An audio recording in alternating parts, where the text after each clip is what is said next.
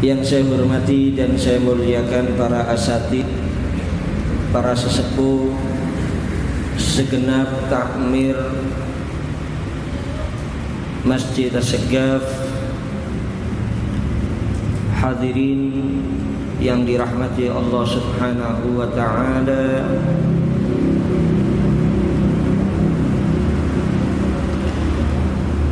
Alhamdulillah, pertama-tama marilah kita panjatkan rasa syukur kehadirat Allah Subhanahu wa ta'ala. Malam hari ini kita bersama-sama insyaallah bisa menambahi pundi-pundi pahala dengan duduk beriktikaf di dalam masjid menghadiri majelis ilmu.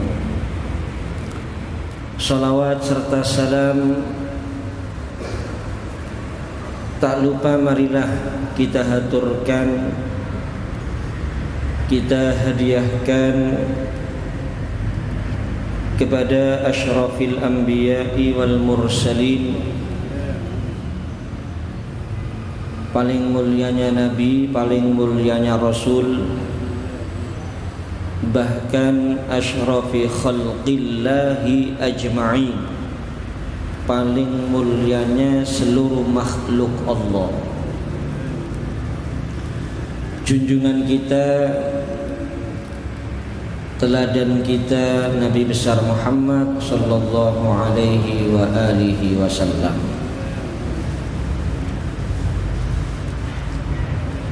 Masih melanjutkan sejarah hidup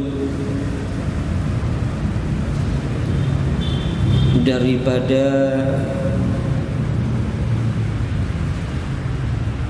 Al-Imam Al-Habib Abdullah ibn Alawi Al-Haddad radhiyallahu anhu, di mana dengan kita mempelajari sejarah hidup beliau, kita berharap untuk bisa meniti jalan beliau, mengikuti jejak hidup daripada beliau radhiyallahu anhu, yang kita yakin jalan yang beliau tempuh ini yaitu as-siratul mustaqim, jalan yang lurus, yang selalu kita tiap sholat dalam bacaan Fatihah kita mohon kepada Allah Subhanahu wa ta'ala. Tiap kita sholat dalam Fatihah kita berdoa, ihdinas siratal mustaqim, berilah petunjuk kepada kami jalan yang lurus. Jalannya siapa siratal mustaqim itu? Siratal ladzina an'amta 'alaihim ghairil maghdubi 'alaihim waladdallin. Jalannya orang-orang yang Engkau beri kenikmatan ya Allah. Siapa orang-orang yang diberi kenikmatan oleh Allah Subhanahu wa ta'ala? Dalam ayat yang lain Allah berfirman, wa may yuti'illaha war rasula fa ulaika ma'al ladzina an'amallahu 'alaihim minan nabiyyin was-siddiqin wasyuhada'i was-shalihin. Orang-orang yang patuh, yang taat kepada Allah dan Rasulnya, mereka besok akan berkumpul di akhirat bersama orang-orang yang Allah beri kenikmatan daripada an-nabiyyin, para nabi, was-siddiqin, para as-siddiqin, para aulia, wasyuhada, para syuhada, was-shalihin, dan para shalihin. Oleh karena itu kita yakin beliau ini termasuk daripada as-siddiqin, orang-orang yang mendapatkan makom pangkat yang tinggi di sisi Allah Subhanahu wa ta'ala, yang diberikan kenikmatan oleh Allah Subhanahu wa ta'ala. Jika kita tempuh, kita teladani jalan mereka, maka insya Allah besok di akhirat kita dikumpulkan bersama mereka. Gimana kita bisa mengikuti jalan mereka kalau kita nggak tahu sejarah hidup mereka? Lek mboten nate mempelajari biografinya mereka, karena ini termasuk kelemahan umat Islam di zaman sekarang. Umat Islam zaman sak mangkin iki banyak yang buta dengan sejarahnya orang-orang yang soleh, dengan perjalanan hidup yang ditempuh oleh orang-orang yang soleh. Padahal itu penting sekali untuk dipelajari. Ya tujuannya tadi itu untuk memotivasi kita agar kita bisa meniru jalan hidup mereka.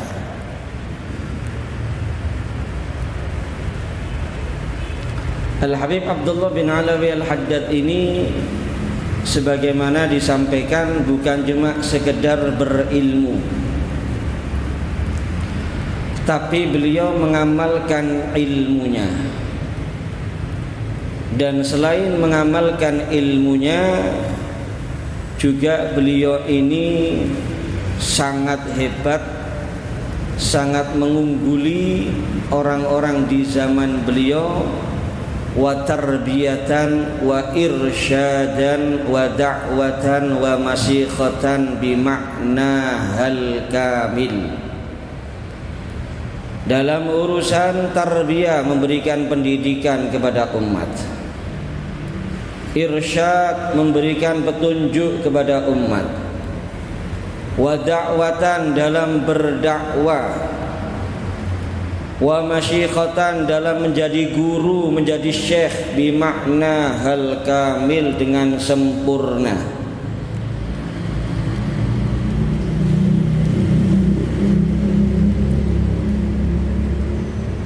Oleh karena itu dari sangat hebatnya beliau dalam berdakwah, sehingga oleh orang-orang yang hidup di zaman beliau niku dijuluki qutbud da'wah wal irsyad.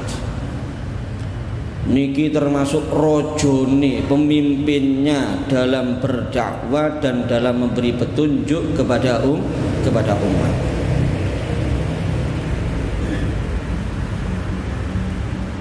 Dari segala sisi beliau lakukan, baik itu dakwah dengan tulisan bil qalam. Makanya sampeyan tingali nggih kitab-kitab Al Habib Abdullah Al Haddad niki kuwata para hadirin. Dan semuanya rata-rata manfaat di seluruh penjuru dunia. Bukan cuma dengan bahasa Arab kitab Abdullah Haddad ini, tersebar sampai zamannya kula mangkin iki, kula jenengan sak mangkin iki, di mana-mana dengan berbagai macam bahasa diterjemahkan. Dan banyak dibaca oleh para ulama di pondok-pondok pesantren, di waos niki kitab Al Habib Abdullah bin Alawi Al Haddad. Jadi dakwanya juga bil qalam, dengan tulisan. Dakwah dengan tulisan ini penting. Dan dakwah ini monggo kula jenengan ini semestinya juga bisa berdakwah. Dakwah niku ndak ngenteni wong alim. Niku sing kudu dipahami para hadirin. Dakwah niku napa sih artine? Dakwah niku ngejak menungso kepada Allah Subhanahu wa ta'ala, ngejak menungso untuk taat dumateng Gusti Allah, ngejak menungso ngedoi maksiat.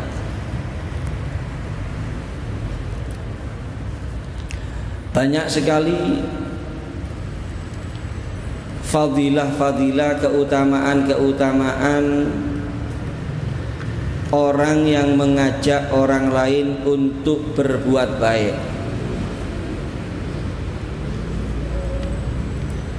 Jadi sekali lagi monggo dipahami, berdakwah mengajak orang untuk berbuat baik niki ndak ngenteni ilmune kathah. Kula paringi contoh, panjenengan semerap ono famili ini panjenengan ndak salat misalnya. Mosok ngenteni kiai ini sing ngandani. Ngenteni ustadz sing ngandani.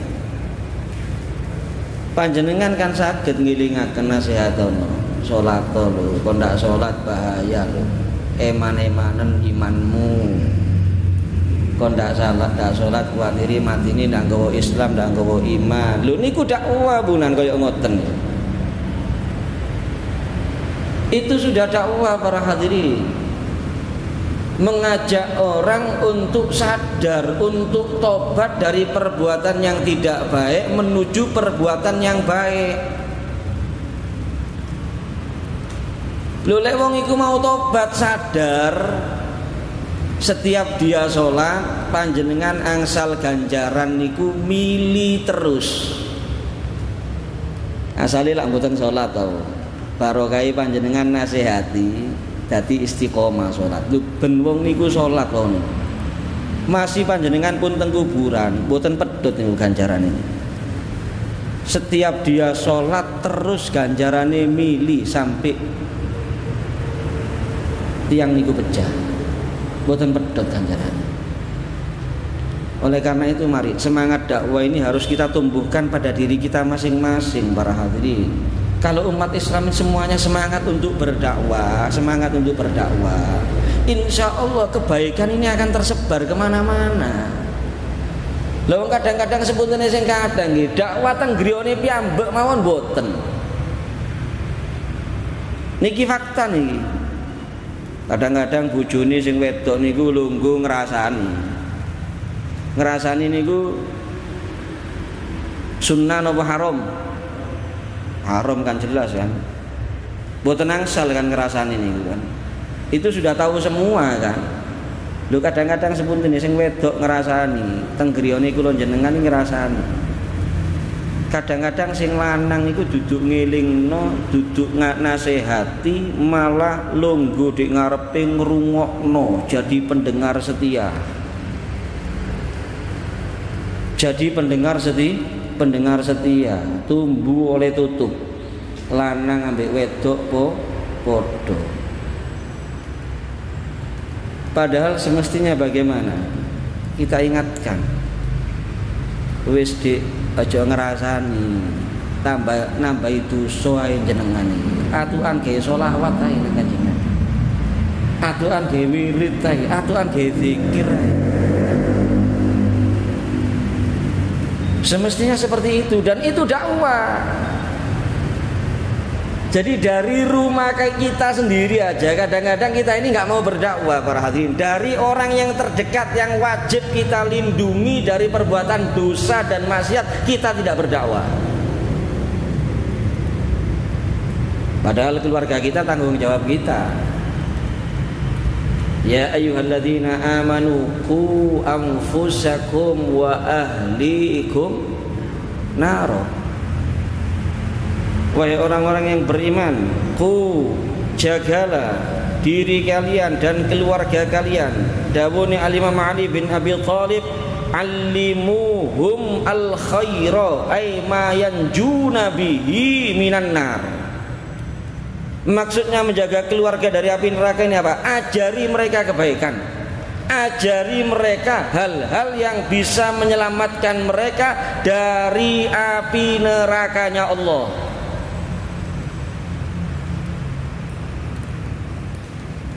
Dari anak wedok sepunten niki. Dari anak wedok perawan. Keluar dari rumah tidak menutup aurat. Kadang-kadang yang menengtok ndak diiling, boten diilingaken. Di mana? dakwah kita kepada keluarga di mana para hadirin? Lekatnya bungakan Kanjeng Nabi monggo direwangi niki. Ajaran Islam ini supaya dipegang teguh oleh umat Islam, monggo kula jenengan ngrewangi Kanjeng Nabi Muhammad SAW. Kita mulai dari keluarga kita masing-masing. Oleh karena itu sekali lagi, jangan dianggap dakwah itu khusus bagi orang yang alim, tidak. Lek tiang alim niku ngajar ilmu, ngajar kitab, monggo. Panjenengan boten saged yo ngejak menungso nang kebaikan, mau niku ana sing gak salat ilingno salato. Ana sing ndak poso ilingno poso, ana sing buka aurat ilingno aja buka aurat, ana sing ngrasani ilingno aja ngrasani. Lek masalah ilmu agama menapa malih masalah hukum, lek jenengan boten ngerti aja jawab ditakoni. Jangankan orang awam, orang yang alim pun masalah hukum lek ditakoni ndak ero ndak oleh jawab para hadirin.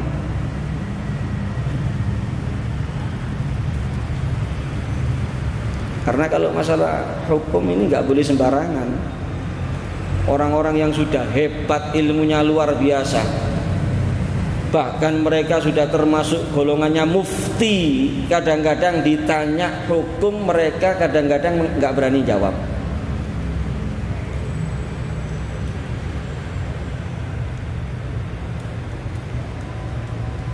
Oleh karena itu mari, kalau kita kepingin jadi orang yang mulia dunia, mulia akhirat, kita tempuh ini jalannya Al-Habib Abdullah bin Alawi Al-Haddad. Berdakwah dengan segala hal yang memungkinkan untuk digunakan berdakwah. Jadi dakwanya bukan cuma bil fam, bukan cuma dengan lisannya, bukan cuma dengan mulutnya, bukan cuma ceramah, bukan cuma mauidhah. Jangan dikira dakwah itu cuma ceramah sama mauidhah para hadirin.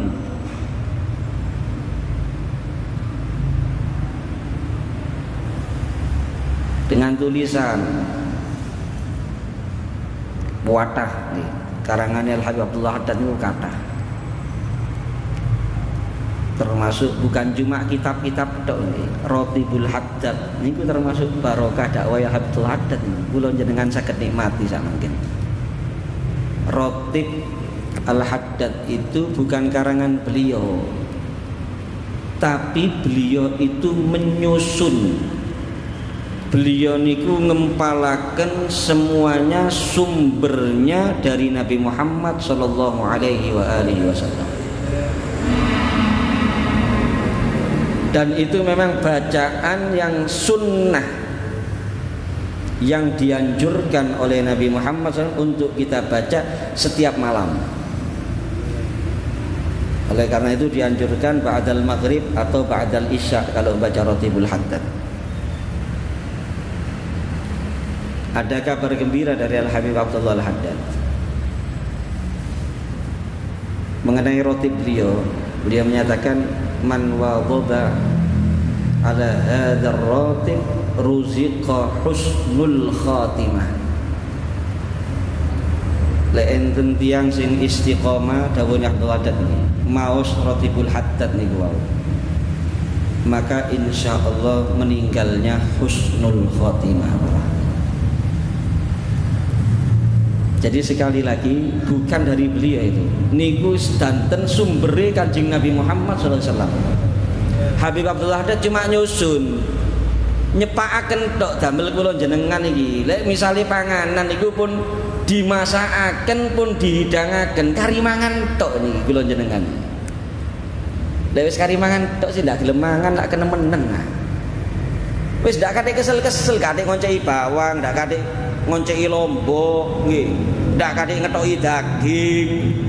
Niki panganan sudah tersedia di meja makan, kula jenengan cuma tinggal menyantap makanan tersebut saja. Sudah siap saji. Sinten sing nyapaken Al-Habib Abdullah bin Alawi Al-Haddad. Orang yang istiqomah baca rotib beliau, insyaallah husnul khatimah. Artinya Pak, kalau sudah itu istiqomah diamalkan, orang tersebut hatinya akan menjadi hati yang penuh dengan perasaan takut kepada Allah. Orang itu akan jadi orang yang takut, gak wani ngelampai maksiat, mboten wani nerjang larangane Gusti Allah. Barokai mau rotib istiqomah, jadi hamba yang bertakwa kepada Allah kapanpun dan dimanapun, insya Allah dia akan istiqomah dengan takwa kepada Allah. Lek pun istiqomah takwa nggih pantes lek pejahe husnul khatimah. Ya, ini saja, kita sambung lagi di pertemuan yang akan datang. Sekali lagi masalah dakwah ini penting ya, akan saya sampaikan lagi di pertemuan yang akan datang supaya kita ini semuanya punya semangat ngerewangi perjuangannya Kanjeng Nabi Muhammad SAW sesuai kemampuan dan keahlian kita masing-masing. Ini saja, kurang lebihnya mohon maaf. Wassalamualaikum warahmatullahi wabarakatuh.